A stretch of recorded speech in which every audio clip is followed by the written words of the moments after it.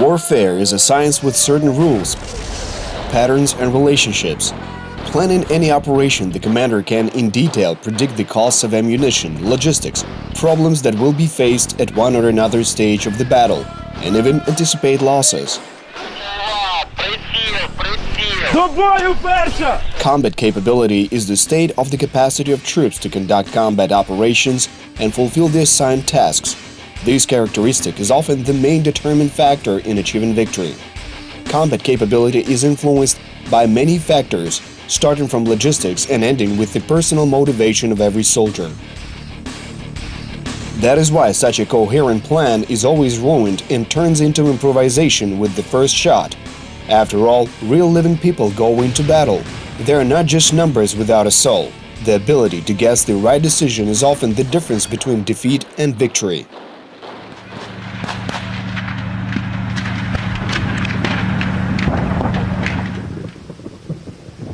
This is the 41st series of the film History of War. In 2014, the Russian Federation committed an act of armed aggression against Ukraine. The war has lasted for several years. We study the course of this war and tracing the links between military operations, diplomacy, politics and economics. We're trying to understand how it was and, most importantly, why exactly this happened. At the end of January 2015, pro-Russian militants in the Donbas launched active offensive actions along the demarcation line. It is important to mention that the word militants refers to both locals who joined the so-called Army of Novorossiya and the personnel of the Russian army.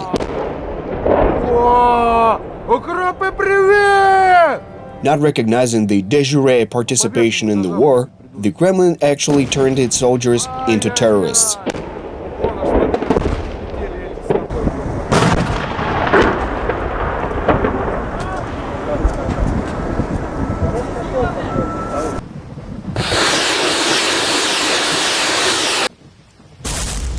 On January 28, 2015, the Russian terrorist forces made a third attempt to break through the Ukrainian line of defense near the village of Sanzharivka. The Ukrainian defended posts withstood the onslaught of the enemy, inflicting heavy losses. However, all military positions of the Ukrainian troops were fired upon with varying intensity. The result of these battles often depended on both the serviceability of the equipment and the personal qualities of the soldiers and commanders. On certain occasions, information from the local residents played a key role in this offensive. On January 28th, street battles for the village of Novoorlivka took place.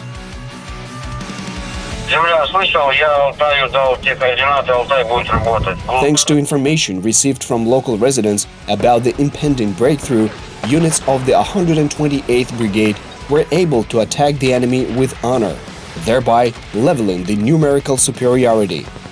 In the night of January 28th to 29th, Russian terrorist troops attempted a breakthrough in the area of Stanitsa Luhanska. As a result, 12 terrorists were killed, including Russian special forces. The enemy failed to accomplish the assigned tasks. In the morning of the following day, the neighboring city of Debaltseve, Vuhlehirsk, which up until 1958 was called Hatsapetivka, became hotspot of the Russian-Ukrainian war. As of the end of January, the defense of Vuhlehirsk consisted of 2 military points of the 13th Armored Infantry Battalion in the southwestern and northwestern suburbs of the town. Moreover, the last defended post was actually divided into 2 separate positions: the Wolf, located north of the railway, and the Apple at the crossing.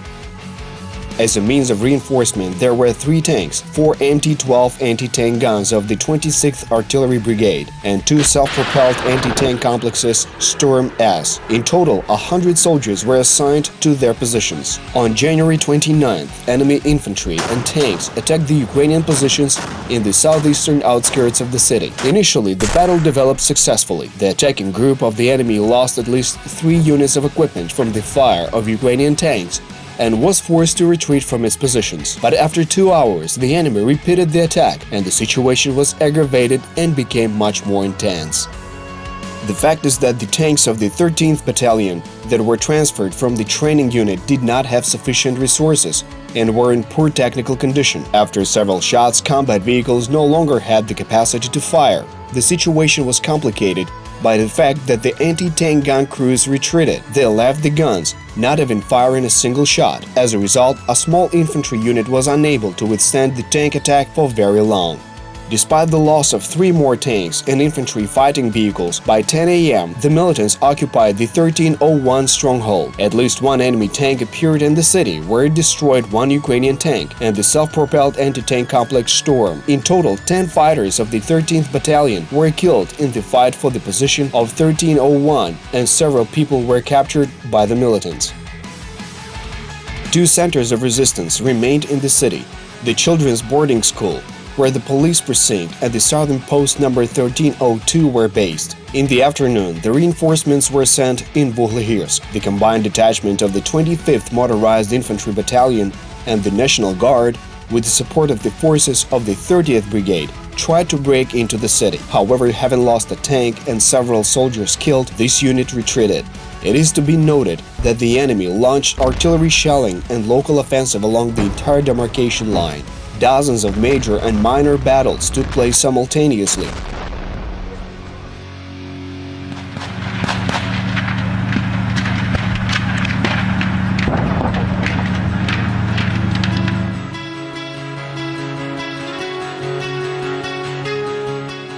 Debaltseve positions were attacked on this day from the southwest side. As a result of the battles, the Ukrainian positions were destroyed by enemy artillery fire. The village Nikishina was turned into ruins. On the night of January 30th, the garrison of the Nikishina stronghold broke through to the north, to the neighboring stronghold of the 128th Brigade in the village of Ritkodub. Debaltseve positions were hit by strong artillery. Both Ukrainian and Russian artillery were constantly firing. In carrying out the tasks of supporting the troops and suppressing the enemy's artillery, some of the guns of the Ukrainian 55th Artillery Brigade had up to 200 and sometimes up to 600 rounds per day. The Brigade Artillery Group of the 128th Unit worked in an emergency mode, fulfilling commands to strike at specific targets.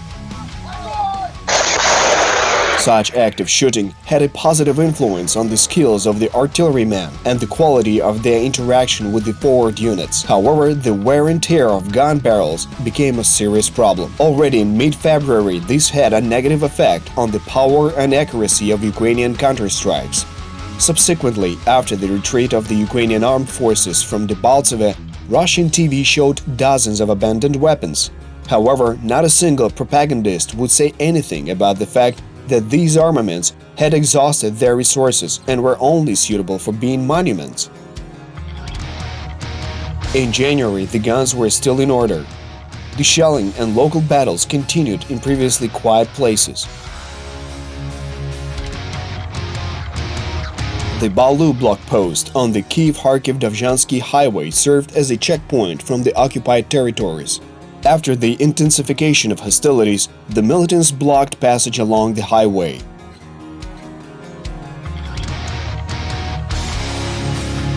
On January 30th, artillery was applied to the position, and then it was attacked by a single T-72 tank.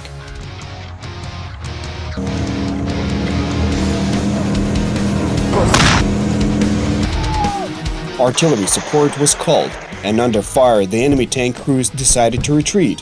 However, without knowing where they were, they unsuccessfully maneuvered and fell upon a ditch at full speed, where the tank was stuck.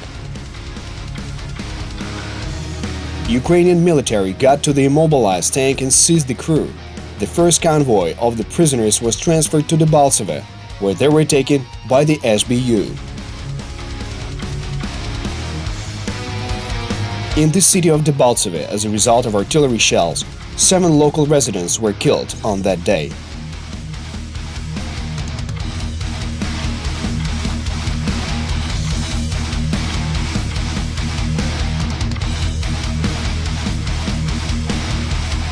Militants launched attacks in the area of the settlements Ritkodub and Myus in the east, Novoorlivka and Orlovo-Ivanivka in the south of Debaltseve. And in effort to break into Vuhlehirsk from the east, the terrorists attacked Chernuhine. The forces of the 30th Brigade were deployed to the western outskirts of Vuhlehirsk to organize a new line of defense, and street fighting broke out in Vuhlehirsk. The militants attacked the stronghold 1302 and the building of the boarding school in the center of the city, where the defense was held by the police and the artillerymen who had previously abandoned their guns. On the 13th Battalion position, there were 4 killed that day. In total, on January 30th, 18 people died in these battles.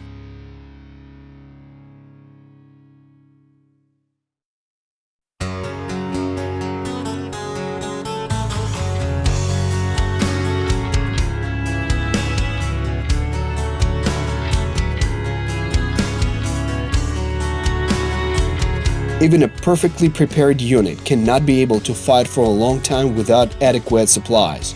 A supply of food, water, and most importantly, ammunition is transported along the roads. The road to the Stanislav 128 stronghold was under the gunfire control of the militants, and high-caliber artillery opened fire on any targets, right up to a single soldier. The only passable trail passed through the nearby village of Ritkodub, which was controlled by the terrorists.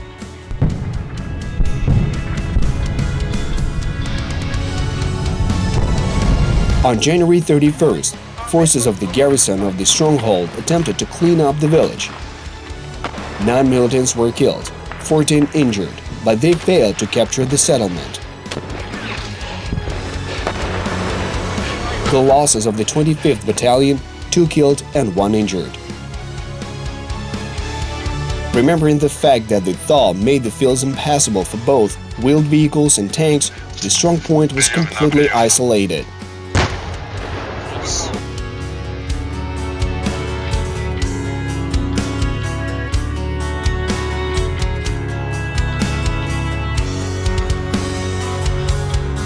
Already on January 31st, a re-attack on Vuhlehirsk was organized with the task of unblocking the troops surrounded in the city. According to the plan, the forces of the 30th Brigade and the National Guard entered the city from 2 directions, from the west and south. With the support of tanks and infantry fighting vehicles, it was possible to move to the city center and take positions.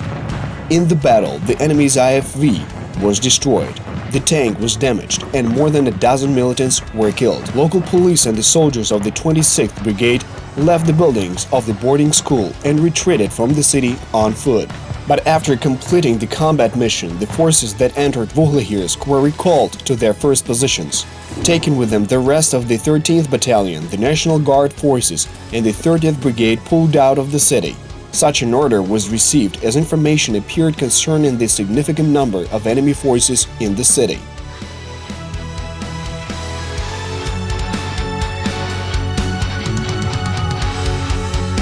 War is an exact science till the first shot.